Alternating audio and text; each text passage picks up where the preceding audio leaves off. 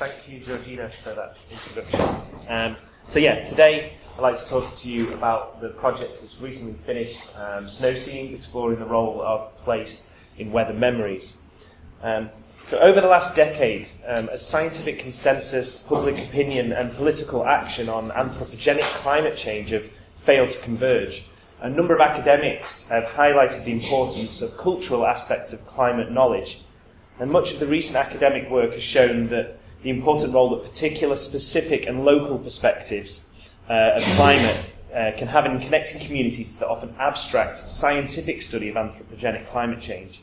It is in periods of extreme weather that how a community perceives and understands and interacts with meteorological conditions and the immediate environment is most imperative.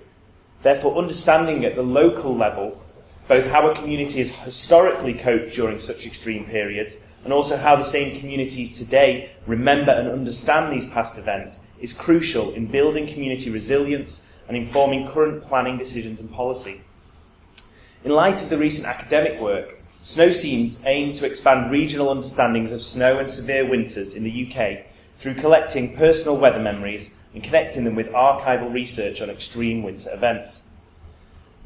We focus on the county of Cumbria, which is in the northwest of England, and in particular the town of Appleby. And the project faced the challenge of gaining a diverse range of communities' trust and encouraging participation across a broad demographic in just 12 months. So here's Appleby, just near the A of Cumbria, roughly. And we'll come back to that map in a second. So the project team sought to engage a broad cross-section of the community by collating their memories of periods of extreme cold, using a combination of traditional methods such as focus groups and interviews, and digital technologies such as video and social media. In collecting these memories, we explored the way in which people and communities understand and value place, something that is of increasing importance to scholars, policymakers and planners. So in the next 15 to 20 minutes, I'm going to introduce you to the model of public engagement that we developed for the project and some of the challenges we faced with that. And then, hopefully, once I've got through some of that stuff, I'll get on to the preliminary findings and the results that we've found. And then I'll finish by reflecting on the central role of place in both the project's design and the project's results. So a little on the integrated model of public engagement that we tried to develop through this project. So studies that not only aim to engage with the public, but are themselves reliant on community participation to generate much of the primary research content itself, present many novel challenges. In recent years, much coverage has been given to the increasingly prominent role that academics are giving the public in their research. As pressure from institutions and funding bodies to ensure projects have a public element has increased, it is now no longer just a minority of academics who are engaging in such work. Yet, despite the number of academics interested in public scholarship increasing, the number of academics who are critically engaging with the methodology of how best to incorporate the public in their research remains small. A kind of approach where institutions are placing pressure on researchers to engage with the public and academics engage in maybe an uncritical or uncreative manner often results in an underdeveloped or tacked-on public engagement activity. Activities such as a public lecture at the end of a project or its digital cousin, the underused blog.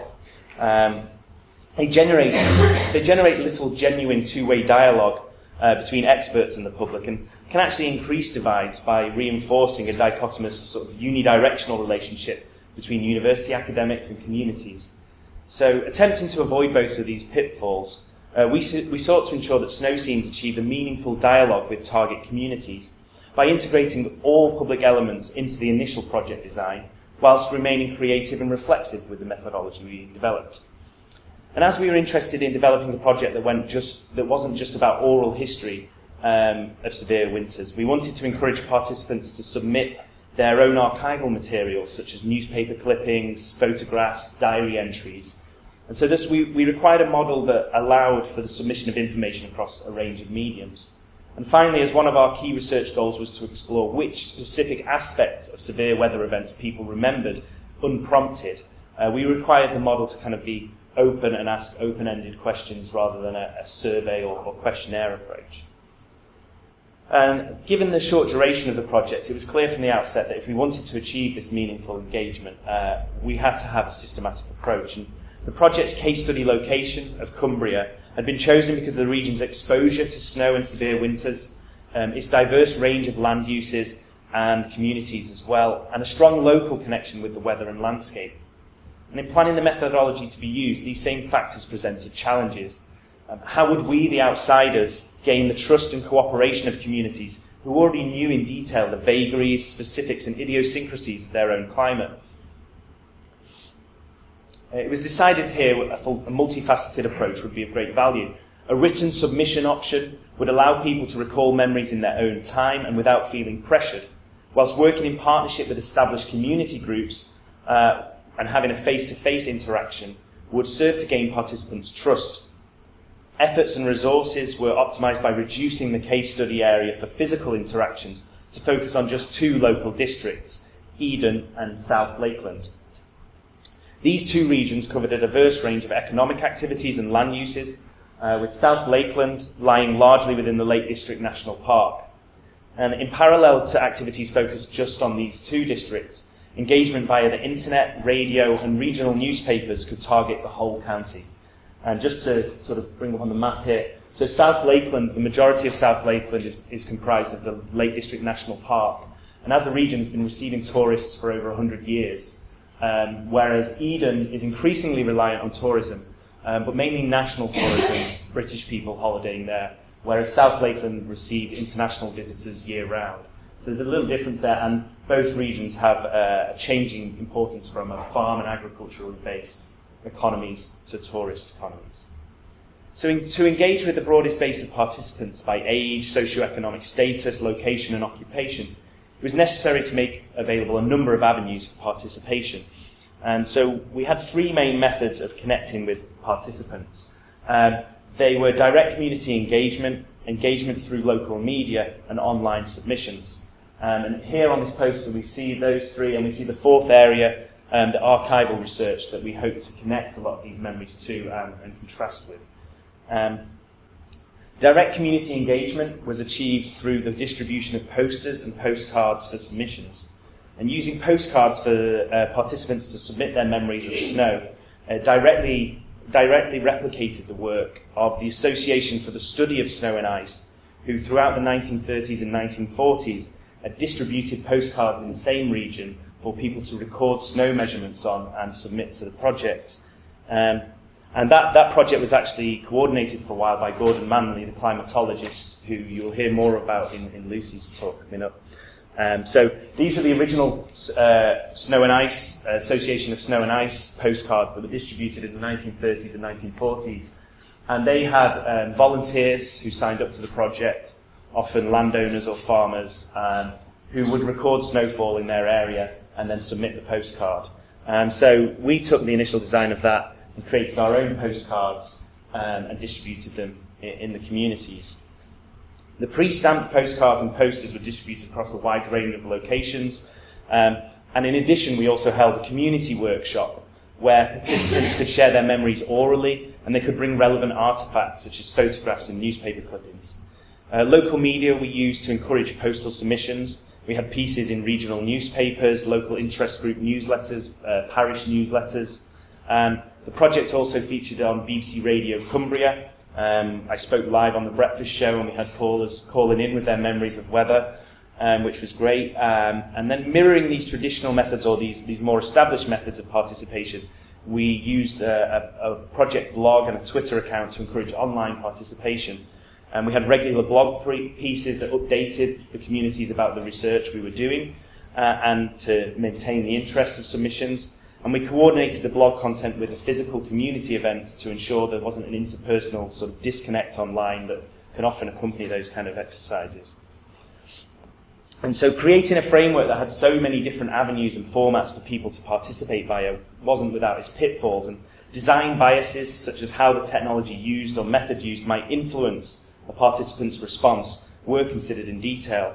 But rather than letting this non-standardized collection of data become a problem for comparative analysis across the memories and information we collected, we used it to actually inform some of the research questions we were asking. Did online submissions reflect a younger demographic of internet users and therefore more recent memories? Did the digital medium itself influence how recent the memory or image the participants submitted was? For example, did people just submit a digital photo from last winter rather than go up to the attic, get out their old photos and scan them, and then submit them? So the direction of the research was from the outset guided by these types in both medium and content of the submissions that we received. And the project wanted to avoid criticisms of participatory research methods and some of the older methods perhaps of dichotomous public engagement by treating participants as informants who were teaching us as much as we were teaching them, a two-way equal dialogue. And we envisioned the project as a means of collecting and reframing community members' tacit knowledge of their locale within a standardised framework that academics and policymakers may pay attention to. And whilst the project met many criteria of recent methodological and pedagogical writing on participatory action research, which calls for academics to enable collaborative social transformation, we didn't seek to directly influence elites or policymakers. And conversely, we didn't seek to actually educate the community groups as such. And the key for this approach to being successful was the need to be flexible as the project developed. As initial data was gathered and analysed, as new things emerged, we had to respond to that and alter what we were doing. A great example of this came through the creation of a series of composite digital images that I created, and they ended up being exhibited at the Museum of Lakeland Life and Industry in Kendal. So I was working with the archives at the museum, and they had over 3,000 images by a local photographer, Joseph Hardman, who'd largely taken his pictures between the 1930s and 1960s. And he made his money as a photographer for regional and national newspapers. But his own personal interest was in tracking the changes in the communities in the region. And whilst he had 3,000 brilliant images, he wasn't very good with filing. So when these had been donated to the museum, they actually came with no information attached. They were just glass negatives. And so the museum has had a lot. They've digitised them all now. They have a programme of encouraging the members of the community to try and geolocate and date some of these images. So I thought, well, whilst I'm driving around this area and collecting these memories, it would be quite cool for me to try and help them with that element of their work. And so I took some of these images with me, and I used them as a conversation starter in shops, in bars, in pubs, of local landmarks. And then actually managed to locate several of them and took images of them today. And then I was kind of messing around in Photoshop thinking what I could do, and I ended up creating these composite images where I mixed the same locations today with the original Hardman images. So this one's on Tarn House. Sometime in the early 1950s is about the closest we've kind of dated that. There were a few winters where this lake froze in that period. And so I ended up creating 14 of these images. The museum, I showed the museum a few of them initially, and they asked if I could do some more. And we ended up having an exhibition in their cafe area where we encouraged further submissions via the postcards. So we actually got much more participation in the project through these images. I'll just show you one more. This is the Kirkstone Inn, which is the Kirkstone Pass in the Lake District, and can be caught out by quite impromptu snowstorms that further down the valley are hails or sleet. And so I like this one because we have the juxtaposition of the older cars with the newer cars. So I'd like to now briefly go on to the results that we've started to collect and some of the memories that we've collected during the project. And this is very preliminary at the moment. I'm just starting to write up and actually analyse this huge amount of data that we've got from the communities. So I'm going to mainly focus on the written submissions and oral submissions that we had to the project. And I'd like to highlight 4 trends that come out from the database that we've created. So the first trend is, I've called it poetic yet specific. We were really surprised at how nearly all of the memories combine evocative, descriptive and poetic language with specific facts, dates and very exact locations. So for all of these, I'm going to give 1 or 2 examples, but these are trends that repeat throughout the 100 or so memories and other data that we've collected. So they're common themes that come out. So this one, I'll just read this through for you. I was living on the shore of Ullswater in the winter of 1962-63 at the Outward Bound Centre. The A592 was closed south of the Brackenrig Hotel, and meat for the school was left there. When I skied along the road to fetch it, I was unaware that I went over the top of a car. I knew on the return only because I took a different line and saw a gleam of paint in the drift. The snow was over the hedges. When I cleared the snow, I saw there was a car in the drift, unoccupied. My ski tracks went over the top. Ullswater froze, and someone drove a small car across the lake near Cooley Bridge. And this is sort of typical, this specific road numbers, not even road names, specific hotels and locations, but at the same time, very evocative and romantic language. Some of these submissions are truly beautiful in their composition, and kind of an interesting side effect of this sort of design bias, again, the small amount of space on the postcard submissions actually affected this style of submission. And so some of them almost read like a kind of Northern English haiku or something. They're very, very interesting. And so at the same time, the memories being evocative and rich in this language, they're rich in local and specific detailed knowledge. Things like understanding of the prevailing winds, valley and upland differences, areas that are more susceptible to drifting than others. So they're really quite detailed in this sense. This takes me on to the second trend I wanted to bring up, is that most of these submissions are connected with life's milestones, and especially the more detailed submissions. We had several people who might have submitted a postcard, and then a few days later you get a letter off them saying, I wasn't happy with that, it wasn't enough space, and a 3 or 4 page letter arrives. And these detailed ones are often connected to these specific milestones in people's lives: moving house, the birth of children, the death of a relative, the start of school or university. So this one, I think it was the winter of 1997. We had just moved to Windermere, myself and 3 daughters. The youngest was 4 years. The snow at the back door had drifted and was deeper than she was tall. We had no water for a day or two. At the back of the garden was a beck. My next-door neighbour in his 90s was Mr. Snow. Seriously. I had to climb down into the beck and fill buckets with water to put down the toilets for us both. We sat by firelight while the girls performed plays that they had made up. They are all in their 20s, and Mr. Snow has died, but we all have fond memories of that winter. And when remembering periods of extreme cold or snow, people use these significant life events as a hook to connect conditions with these important milestones. And nearly all of these milestones are place-specific. It was our first winter in the house by the lake. It was my first winter away from my parents. And many of these winters, these milestone connections, also are related to winters that were relatively less severe, especially in the national context or the national media and public discourses around winters in Britain. So often it seems that the life event is helping the participants to not only locate but also date the memory. And this takes me on to the third trend, which is a focus on the famous winters. There are a few famous or infamous winters that affected the whole of the UK in the 20th century. And perhaps unsurprisingly, these dominate the submissions that we received.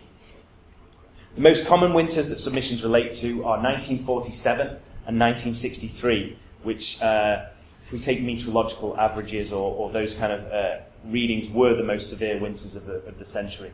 And many of the memories of these winters seem to have been influenced by the formation of national narratives that exist in connection to these winters. So these are the kind of winters that the national media will use as a yardstick every time there's a snowfall or a cold snap. And it seems that people incorporate this national picture into the memories of these winters. So we see people connecting their memories to other locations and places and incorporating elements that are often repeated in the media about how extreme and severe they were. So we see some quite interesting sort of turns of phrase with these. I won't read all these through, but we have connections to places beyond the UK, quite common with these winters. We have a lot of people who were clearly not old enough to remember these winters, but felt compelled to write a 2 or 3 page letter about these winters through stories that they've heard from their parents, and connecting them to the national picture that the whole country suffered through these winters rather than just the region. Conversely, where memories were connected to winters that were not relatively as severe, but periods that perhaps didn't affect the whole country, maybe just affected smaller areas, these winters that haven't been commemorated or memorialised by the media, and participants often struggle to specifically date their memory. So when people are very specific with dates during these famous winters, but some of the other less severe winters, we get phrases more like this: winter 1981 or 82, can't remember the year, don't have the dates to hand. So people remember the effect, the physical effect, and the places, but not necessarily the date. So we see a huge variance in how people are dating their memory. Some the exact day or the exact week, whereas others give a bracket, a year, a decade. And this is in stark contrast to the use of place. So the only two specific things that we asked people for were tell us your memories of winters in the area. Where did this happen? And when did it happen? Now, there are a lot of vague answers about when did it happen, but every single submission included some kind of description about where this happened. Whether it was an exact grid reference with some, the name of a house or farm, the name of their village, or a specific road. Okay, so the final trend is intergenerational. The memories were passed down from parents and grandparents, not just memories, images. Others collected community images. So we had one participant who actually collected postcards relating to Appleby, the village, that depicted snow or floods. That was his hobby. We had memories passed down through the family. They often used specific places to locate and compare winters. And some of the archival materials that we used as part of the research as well, we used some oral history collections from a local oral history group that have been collecting things for over 30 years. And some of these are longer form interviews, so you get a bit more detail in them. And there's a great example in one of those where people are using specific locations as a yardstick. So in this one case, a gentleman recalls the snow being over the wall in 1963. He was a farmer, but he knew that this winter would be survivable because in 1947, his dad had told him that the snow was halfway up the barn. So he had these physical ways of understanding the winter and knowing he was a sheep farmer, knowing that his father survived that winter, the lambing season still came and he still had a flock, so that in his head he'd sort of normatized that and naturalized that and knew that he would be okay in 1963. So a couple of examples here. I won't read through all of these, but these are examples here that bring up parents or intergenerational aspects. I'll come back to that last one in a second. So the memories we heard weren't just intergenerational within a family. Several accounts spoke of famous events, as it were. We heard 5 or 6 submissions speak of a truck crossing the ice at Pooley Bridge, which seems to have drawn a big crowd in 1963. And a few respondents from Appleby retold this same story of a schoolmaster. So the person who submitted this memory actually wasn't born in 1947 when this happened, but knew it as a village story. And there's a local little story about a Latin teacher at Appleby Grammar School. In the 1947 winter, he walked into Appleby from his village 3 miles away on the fell side, arriving covered in snow, which prompted the boys to say, "Hello, Hannibal, where are your elephants?" And he was nicknamed Hannibal from then on. And so this memory kept cropping up as we developed the project. And at our public workshop event, we actually had someone in the audience who'd been to Appleby Grammar School in 1947, could confirm this, could give us the teacher's actual name. And we've not yet, but we hope to then get at Appleby Grammar's log records themselves and see if they make note of it as well. As you can probably see, the lakes themselves are central to many people's memories of severe winters in the region. Memories of which parts froze, which bits were safe to skate on. And we saw a lot of changing patterns of ice as well throughout the period. I got quite obsessed with ice skating in this period, actually. It seemed we had an older generation saying that everyone used to own ice skates, and no one today owns ice skates. But actually, when we started to look at the documentary evidence of when lakes were freezing and how often, we didn't see a noticeable discernible change in the number of freeze events or the frequency. So there's kind of some interesting disconnect there. The lake themselves, and in particular Lake Windermere, which is the largest lake in the region, provided the longest time frame of memories that we received. And many participants actually amazingly mentioned the Great Winter of 1895, held up as the ultimate yardstick which by subsequent winters are remembered. And even those who had no family story or specific memory of the winter were aware of it through iconic early photographs from the period. And this is one of those images, and this is a fund relief for the poor set up on the ice, collecting donations to help the poor through the winter. And this winter specifically is famous because in 1895 the train line from Manchester and Liverpool had recently opened to Lake Windermere, and huge swathes of urban workers at the weekend would go up to Windermere during this winter to stand on the ice. Some of the images show thousands and thousands of people stood on the ice because of this rare event. Okay, so I'd just like to finish by reflecting quickly a little bit on the role of place in this work. I hope that through this short presentation I've been able to show that when conducting research that aims to generate and gather primary materials from communities to explore how place affects people's understanding of their climate and its extremes, place itself must be a central consideration in the design of the research. The memories, images, clippings, diary entries and audio recordings we have gathered present a rich and detailed history of snow and severe winters in the case study region. They are rich not just in the mention of place names, but also in the role that these places play in the descriptions given, with roads serving to highlight which way the wind was blowing, downward slopes used to give agency to where the biggest snowdrifts form, local landmarks used as gauges of snow depth, and perhaps most importantly, specific local community memories, stories, and folklore used as a mechanism to normalise the extreme and help people through these winter periods. The meteorological records for this region only contain detailed snow records for one weather station in the whole area, and a limited amount of data for other conditions such as temperature and wind. These official records provide a very low resolution picture of severe winters in the area. The Snow Scenes project add detail to these records, improving the resolution and highlighting the huge variance in winter conditions that can prevail from one valley to the next in this region. Further, as we begin to combine the memories we've collected with these meteorological records, newspapers, and other archival sources, we've begun to see a complex history emerge complex history of the changing ways in which these rural communities have coped with extreme weather in their climate. It is a history that is messy, with people leaving and arriving, with changing roles and job patterns, with intergenerational changes falling unevenly, and with the most severe winters happening with a dangerous infrequency. The picture that emerges gives us more than just an understanding of individuals' relationship to climate. By focusing on the extremes, these exceptional periods in people's lives, we see how the relational context of people's lives, community, workplaces, culture, personal values, we see how these have developed and changed. In short, we see more clearly how these communities negotiate their environment. Thanks.